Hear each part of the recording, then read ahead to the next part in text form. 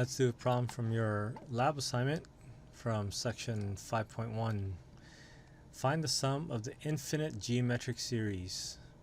So we have an infinite geometric series, a series that has a constant times some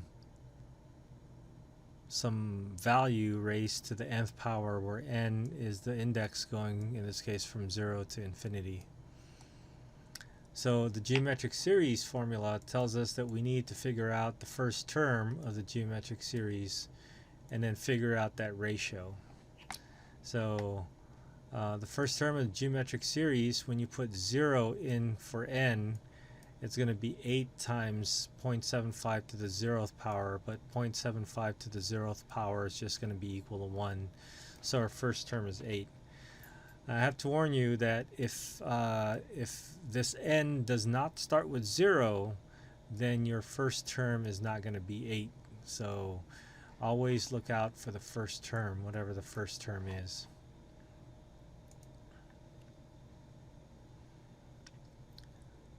Once we have that, we found the common ratio. We'll find the common ratio. If you take a look at the thing that's being raised to the power, that's usually going to be the common ratio. So we'll go ahead and put 0.75. Based on your results from part 1 and part 2, the sum of an infinite geometric series formula may be applied to this series. What guarantees a formula will work in this case?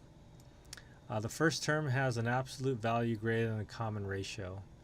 Well, it turns out that the first term doesn't really matter, so that's not a good reason for that, for selecting the geometric series formula.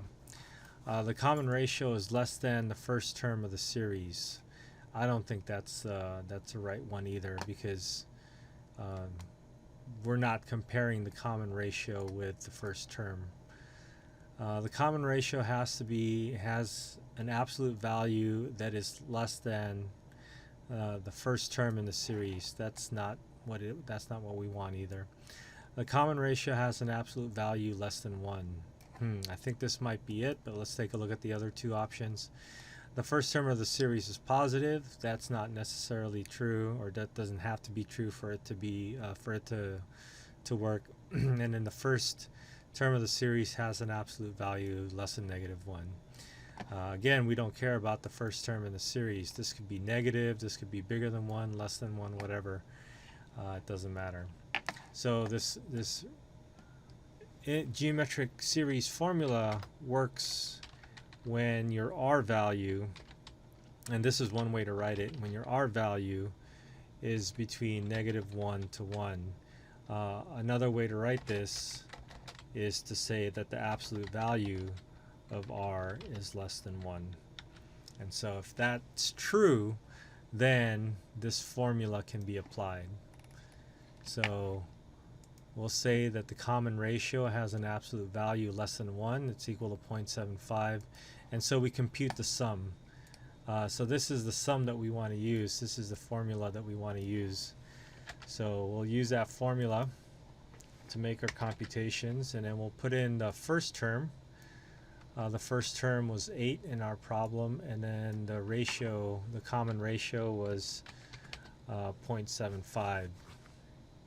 So if we figure this out, 8 divided by 1 minus 0.75 is 0.25. So that's like 1/4, and 1/4 times times 8, or 8 divided by 1/4 is like saying 8 times 4, the reciprocal, so that should be 32.